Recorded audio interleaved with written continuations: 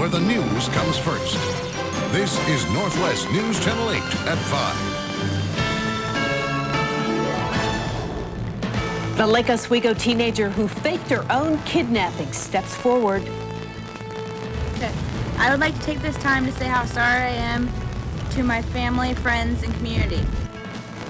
Good evening, everyone. I'm Tracy Berry. And I'm Joe Donlin. Our top story, Sarah Roberts is home safe tonight, and police say she was never in any danger. In fact, they say she had planned all of this. We have live News Channel 8 team coverage tonight, beginning with Kylie Boshi with the latest. Kyle? Joe, investigators say the 16-year-old staged her own abduction in order to run away. She scattered a number of items, including a necklace, a water bottle, and also her car keys around her abandoned vehicle in order to make it look like she'd been attacked and kidnapped, when in fact, it was all just a hoax. I also want to say thank you to those who love me and care for me very much, whose hearts I have broken. I will help in any ways to heal them so we can go on. 16-year-old Sarah Roberts and her family addressed the media and asked for forgiveness one day after police launched a full-scale search for the Lake Oswego teenager. They feared for the worst when Roberts went running at Tryon Creek State Park Sunday and never returned. Her family found her Jeep Cherokee abandoned and the family dogs inside. Police eventually called off the search when Roberts phoned her parents about 9:30 Monday night. She'd apparently been hanging out in Seattle. She'd staged the abduction. Upon our first arrival and until we had information about the cell phone, it was a classic abduction scene. The FBI contacted Roberts near Northgate Mall in Seattle. She was reunited with her family about 1:30 in the morning. Police aren't sure if Roberts will face any criminal charges, especially since she's only a teen. Obviously, with a 16-year-old, as we all have, we've had 16-year-old teenagers. Sometimes they are hatched from another planet, and we have to deal with those issues. Legal experts say it would be tough to throw the book at her. I don't think there's a book to throw at her. I think that her consequence will be paid within her family.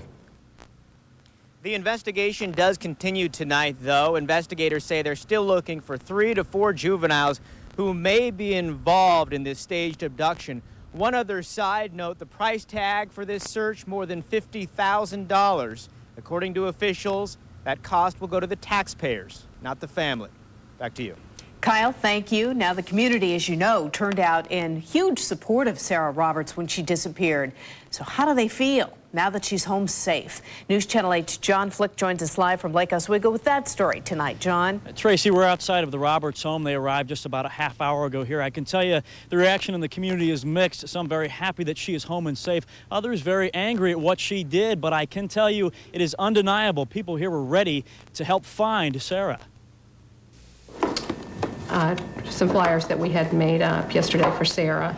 A box full of flyers, Sarah Roberts' picture on prominent display.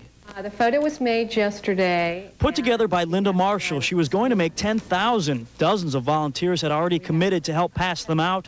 Her reaction now that Sarah has been found? It's a relief. Teenagers do stupid things.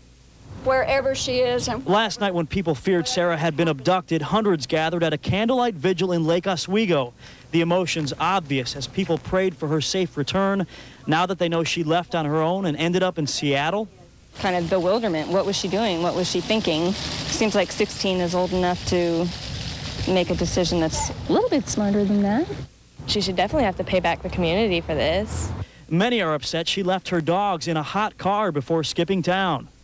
It just breaks my heart that she didn't call sooner, that she just left her dogs and left. Linda Marshall just hopes people aren't too hard on a teenager she says may need help. And hopefully the community will, do what they've done in the past and just love her and support her and not criticize her.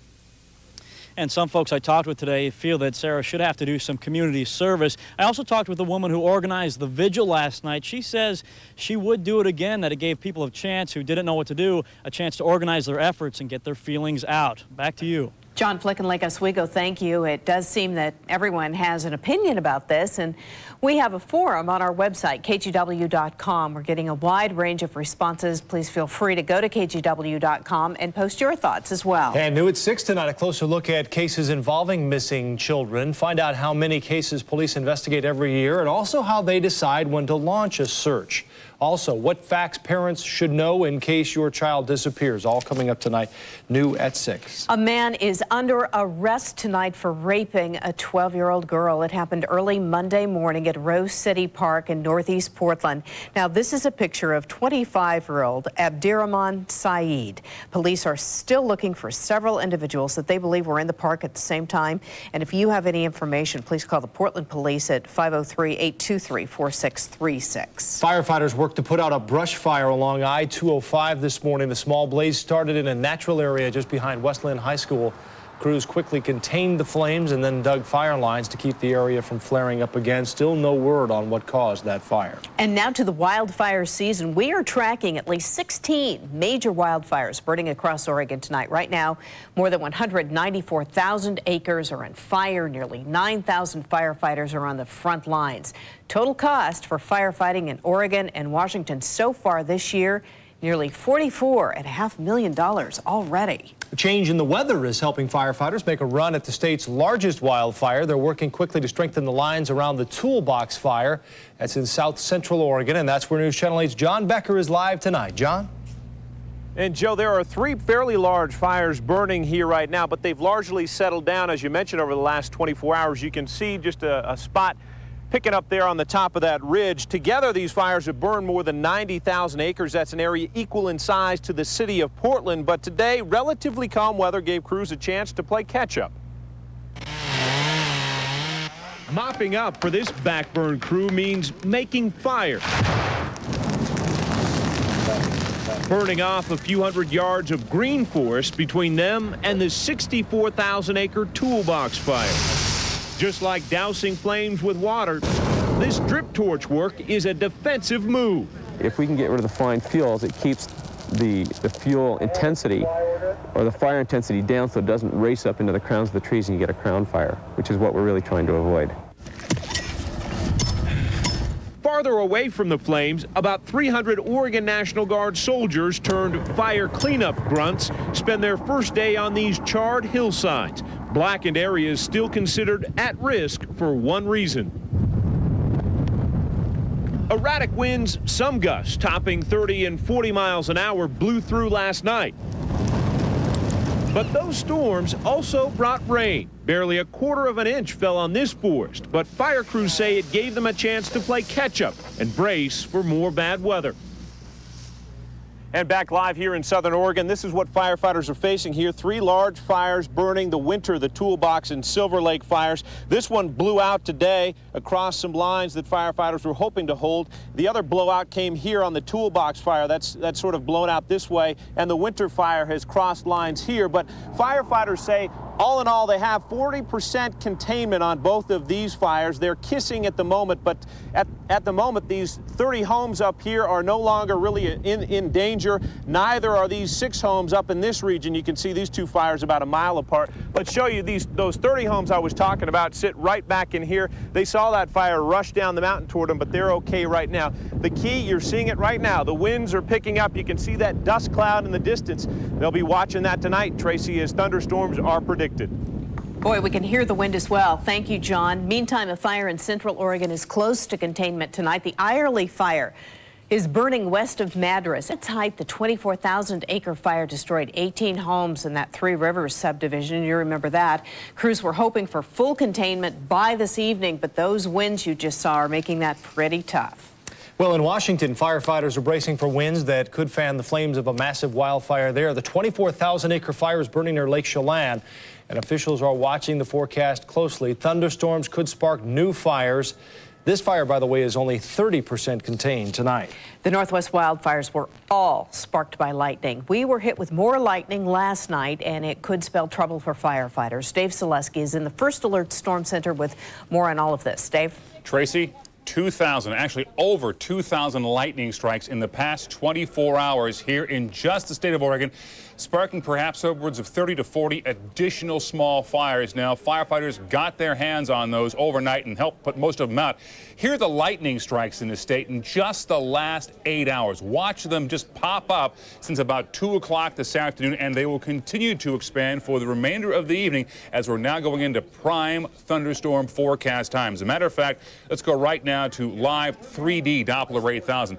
areas of concern this evening. First of all, take a look over in the Pendleton area, up in the Wallowas. Once again, right up around Joseph, Baker City, and LeGrand, some problems over there. And then back over towards John Becker's location, right there, Fort Rock, Chemalt, and the Bend area, watching a line of thunderstorms moving right up the east side of the Cascades, and that's going to cause, it looks like, more problems this evening for forest firefighters on the east side of the Cascades. I'll have our local forecast coming up shortly. Joe, back to you. Dave, thank you very much. We'll see you in a bit. The DEQ issued a yellow alert for today, but our air quality was actually better than expected. There's less smog out there than yesterday, putting us in the green or good range. A yellow alert is called when the DEQ expects air pollution to be high enough that it might cause some people health problems. The city of Portland has an idea to limit cell phone towers and make money from it. But there's a trade-off. News Channel 8 City Beat reporter Randy Neves is live at Sky 8 tonight to explain why that trade-off could come in your neighborhood. Randy? Well, it very well could, Tracy. Right now, half of Portland's households use cell phones, and demand is growing faster and faster. But instead of building new cell towers, the city is proposing telecom companies add a few feet to existing utility poles throughout city streets. Now, the city figures a couple hundred utility poles would be extended 10 feet higher in various neighborhoods at first. This would improve cell phone service, allow new wireless internet technologies to develop, and add about $3,000 in licensing revenue per pole. It's a lot of money, but those who suffer from electromagnetic interference say the idea is trouble. Our government officials are failing to live up to their oath of office, which says that they will put the health and welfare of the general public first. Instead, they're putting the preservation of capitalism. And back here, a live picture of a monopole, or mono tower as they're called. Medical research on the health threats of these towers is very mixed right now. There's no proof one way or the other if they cause health problems. The City Council will hear testimony, public testimony on this idea tomorrow morning at Portland City Hall. Back to you both. Randy Neves up in Sky 8. Thank you. Coming up, another little girl kidnapped, this time in Pennsylvania. Tonight, her kidnappers put a price on her return. A specific amount of money was requested. Keeping the skies safe will come at a cost. The amount of money Congress is about to approve simply will not support the mandates. And then the administration itself proposed a $219 million cut at the last minute. If you could, would you want to know whether you were more likely to get certain cancers? Once you lose it, keeping the weight off isn't easy, or is it? Eating breakfast seems to be a very important behavior for weight maintenance. Joey goes pro, and now the media follows his every move. Oh, come on now.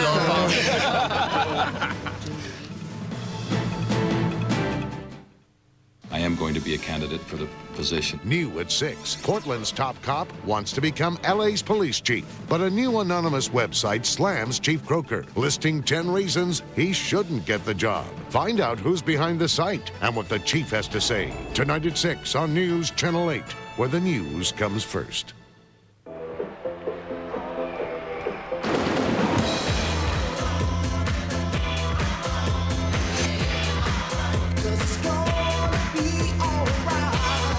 Who says you can't keep up with the kids today?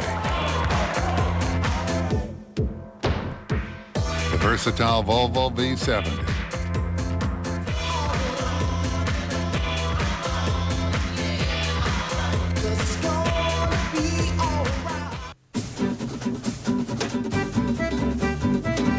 Just one day, just one place, just one sale.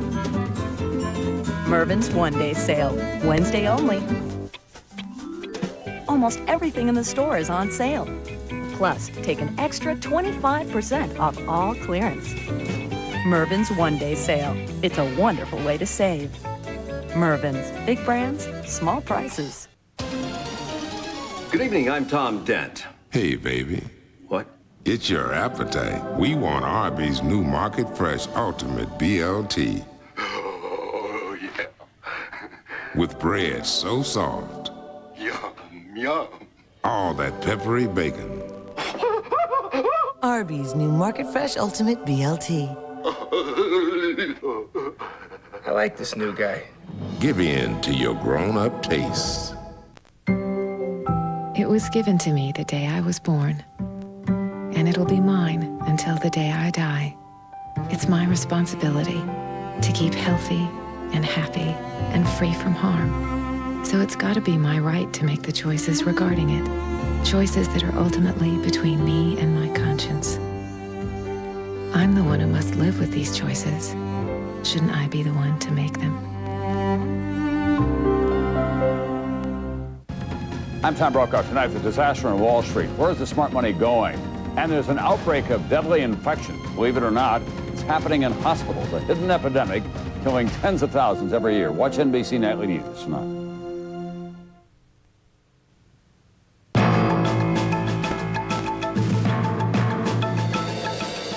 Welcome back. If you could take a test that would tell you if you're predisposed to cancer, would you take that test? Saying yes seems easy, but it's really not an easy decision. News Channel 8's health reporter Stephanie Strickland introduces us to the growing world of genetic counseling. Steph? It is a developing field of medicine. Doctors can test a person's genes to see if they're at risk for developing cancer. Turns out it's something doctors and patients are doing right here in Portland. Yes. Actually, no. Kathy Kelso and Cindy Buell are sisters. Check goes with this. They also work together at a private hangar at the Aurora Airport. But they have more in common than just that. They also both carry a defective gene that puts them at higher risk for breast and ovarian cancer. 4 years ago, I found a lump and was diagnosed with breast cancer. When Kathy learned she had breast cancer, she decided she wanted to know more about what caused her disease. After a bit of soul searching, she turned to a genetic counselor, Nancy Ledbetter. And only about 10% of people with cancer have a really strong hereditary component. Nancy works for Providence, Portland. She's the first to admit genetic testing isn't for everyone. Currently, doctors can only test for a few types of cancers, and it's intended for certain people. For example, if common cancers develop in a family at an early age, or if there are individuals in the family who develop more than one kind of cancer, or battle rare cancers. It really was relief for me once I found out. In Kathy's case, she's glad she got tested. When she learned about her genetic predisposition, she opted for surgery and had her ovaries removed. I'm not using them anymore. You know, they were just, it was like, make them gone. And I'm really glad I did it. This fall, I'm going to have my ovaries removed. It reduces my risk like 50%. Cindy is not taking any chances either. Okay. The sisters have two more sisters who do not want testing for various reasons. It goes to show genetic testing is a personal decision, one that these two women say helped them. It made a huge difference to me because, okay, now I know. We have more information at kgw.com under news links, including a link to a government website that details exactly what doctors can test for, how they do it, and the advantages and drawbacks. For example, the drawbacks, some women who get tested, who find out that they do have this faulty gene, get a little depressed and anxious, even though there's no guarantee they'll develop cancer. So there are some things to consider. Interesting debate, yeah. Thanks, Stephanie.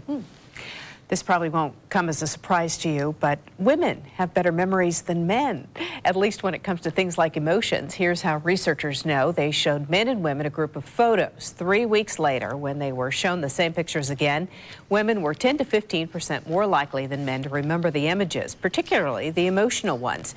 And MRI brain scans confirmed that women had more brain response to the emotional pictures. Once you lose it, keeping that weight off can sure be tough, and now another reason to eat your Wheaties. Eating breakfast, especially a cereal breakfast, may be the key, they say. A study from the journal Obesity Research found that 80% of successful weight loss maintainers eat breakfast 7 days a week. Hey, the producers spared us this time, Dave. They put the male bashing story before the story going into weather. You know, I just noticed that, as a matter of fact. Nice of them? Yeah, very nice of them. You know, this is important research. I will not dispute that because... Well, you won't even remember it. That's right. Oh, if you want to... What did you have for dinner last night? Cereal. Ah, she no, had that was the look! See? Just guys have more stuff. You know, remember. Yeah, we just, the trivial stuff is just kind of like we just dump it. Statistics. It's There's like, so much, really. You just purge the system on the stuff you don't need to remember. Anniversaries, you know, that kind of stuff. Those are dangerous. Here's a look right now. Producers going like, you're running out of time, Selesky, speed it up, speed it up. Here's a look right now, current conditions outside. We do have fair skies overhead right now, 87 degrees temperature at this time. Did not hit 90, folks. We're right at the daytime high now. Wind is out of the north at about 6 miles an hour. Freezing level 13.5. And a look at the almanac page for you. Record high, record low, 100. And back in 1991, a number you need to remember. 46, the record low back in 63. And a look right now, daytime highs for you across the state. Here in Portland again, at our daytime high right now at 87. It was 95 in the Dalles, 90 in Eugene, and a cool 67 on the coast at Astoria. Here's a look right now. Things we're keeping an eye on. Thunderstorms now developing just in the Cascades and just to the west of Bend. I'm going to zoom on into that location with live first alert Doppler, 3D Doppler in this case. You can see right here. Band of thunder showers moving right up the spine of the Cascades just to the west of Bend. We'll keep a very close eye on these for the remainder of the afternoon and also in towards the evening hours.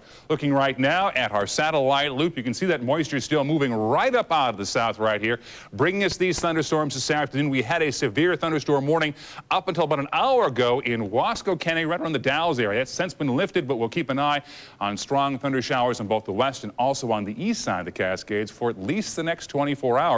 Here's a look at the first alert futurecast. You can see that moisture still coming up out of the south.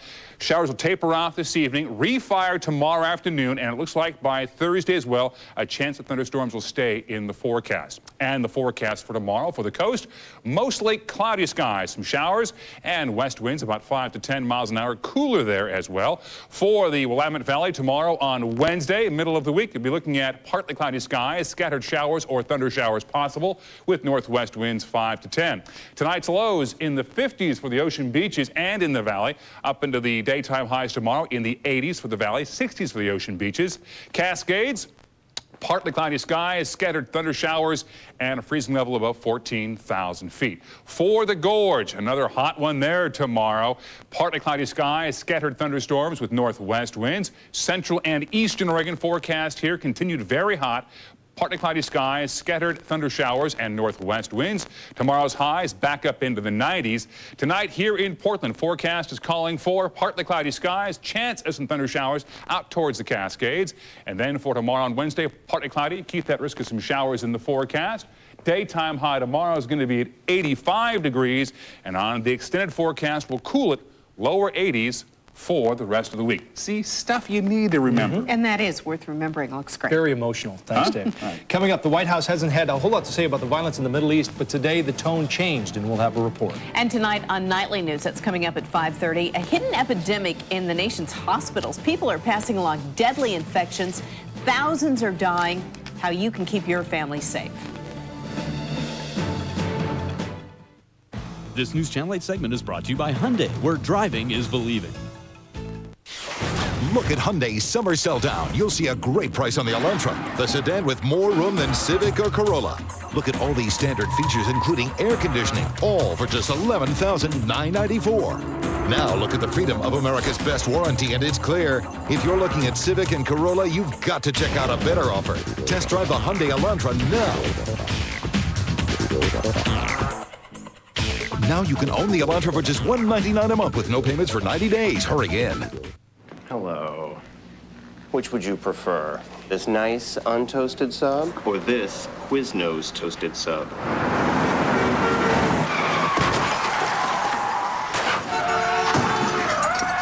I could get hurt. Wouldn't even cross the street for the Quiznos toasted sub.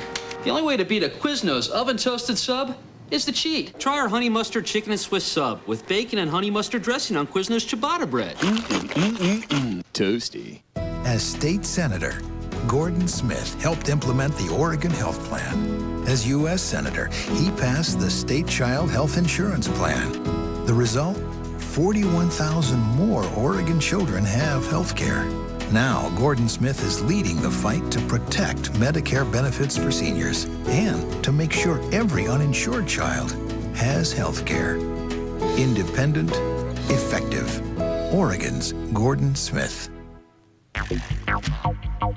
If you like to play, go where the action is. The Dodge Summer Clearance Event, where you'll find the versatile Dodge Caravan with available power sliding doors and a power rear hatch. And Dodge's 770 powertrain limited warranty. Ford, Chevy, Honda, or Toyota don't match it. Plus, get a generous $3,000 cash allowance or 0% financing for 60 months on Caravan. America's best-selling minivan. Now playing at the Dodge Summer Clearance Event. Do you have one in aquamarine?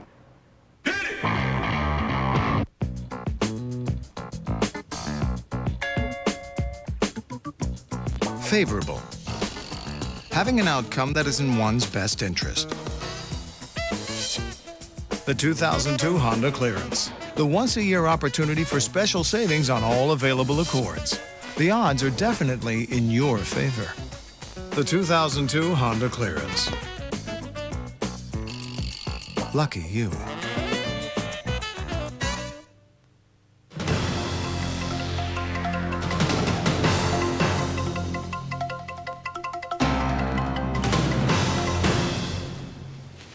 Philadelphia police are searching for a 7-year-old girl abducted from a street corner. Laurel Porter's here with news beyond the Northwest. We just seconds ago got word from the NBC affiliate in Philadelphia that Erica Pratt has been found safe.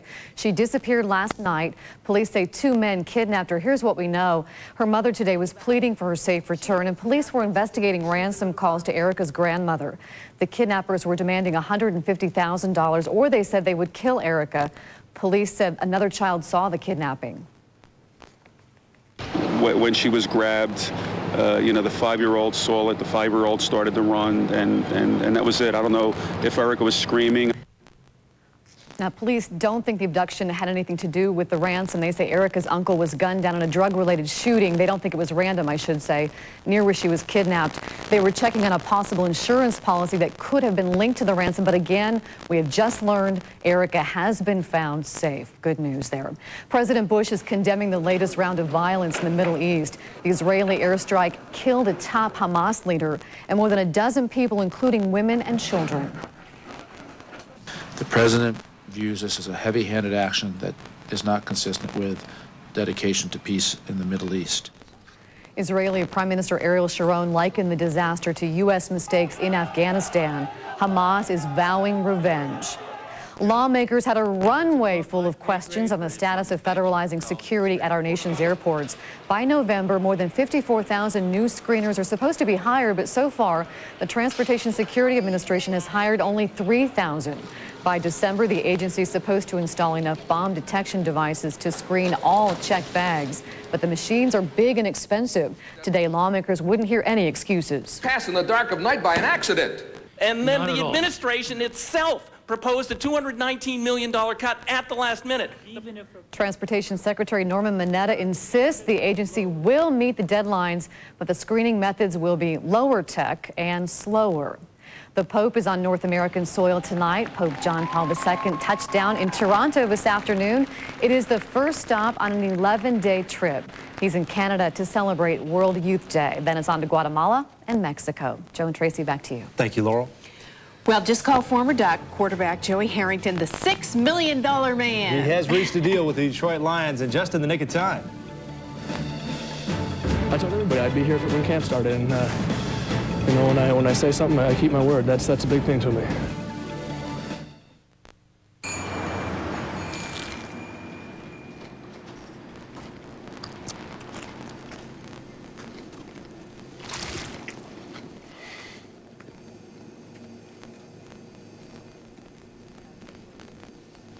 If you're gonna eat the grilled onion bacon cheeseburger from Carl's Jr.,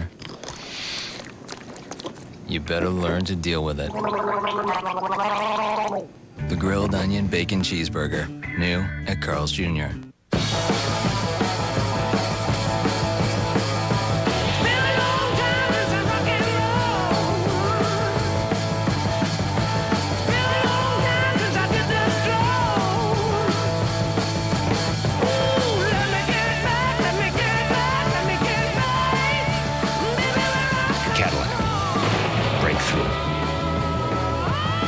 Join the Cadillac Summer Jam for this attractive offer. The celebration is on. Anniversary time at the Les Schwab side. 50 years all rolled into one great big savings event. Anniversary prices throughout the store. Our best tires on sale. Z800 Ultra, Open Country All-Terrain, Proxys ST, FC4, and Proxys TPT. Plus extra savings on our best battery, shocks, and selected custom wheels. Les Schwab's 50th anniversary sale. Don't miss the savings now at the Les Schwab sign. Today on Chef Wars, Cuvion takes on Taco Bell crew member Scott. Gentlemen, using only the ingredients before you create a complete meal. Begin! Curious, Scott's using a bowl. How unusual. He's adding seasoned rice, beans, and grilled all white meat chicken. Marvelous. He's finished. The zesty chicken border bowl. Le package total. Scott wins. Cool. to get the total package, think outside the bun. It's the Town & Country Drive Home Happy Sale. Our message is very simple. No one has a larger selection of vans, trucks, and SUVs than Town & Country. Every vehicle will be tagged with an amazing price. With select vehicles at $10,000 off MSRP and 0% APR, you'll be smiling. Join us for the Town & Country Drive Home Happy Sale at all our locations: Portland, Vancouver, Wilsonville, and Milwaukee Gladstone. Wherever you're going, let us get you there. Town & Country Drive Home Happy. New at 6, a website attacks Portland Police Chief Mark Croker in his bid to become LA's chief. Tonight we'll hear from Croker. Also, live team coverage on the Lake Oswego teenager first missing and then found with friends in Seattle. How do police decide which of these cases to investigate? That story at 6. Former Duck quarterback Joey Harrington has a deal with Detroit. He signed with the Lions this morning just in time for training camp today. Harrington will reportedly earn about $6 million a year for 6 years. He says he's glad he kept his promise and made it to the first day of training. I knew I was going to be here, but still just the fact that I'm getting close to camp and didn't have a contract. It was a little tense, but I feel great now. Harrington threw an interception in practice this morning. Oops, but his new coach said overall he got off to a pretty good start. I feel great now. Yeah, $6 million. That'll do that for you. Next on Nightly News, the economy. Impulsive investors, they're not buying, they're selling. It's a bleak forecast, and it has some people pulling out of the stock market altogether. But is that the best way to go? That's all coming up next on Nightly News with Tom Brokaw. We'll be back here at 6 o'clock.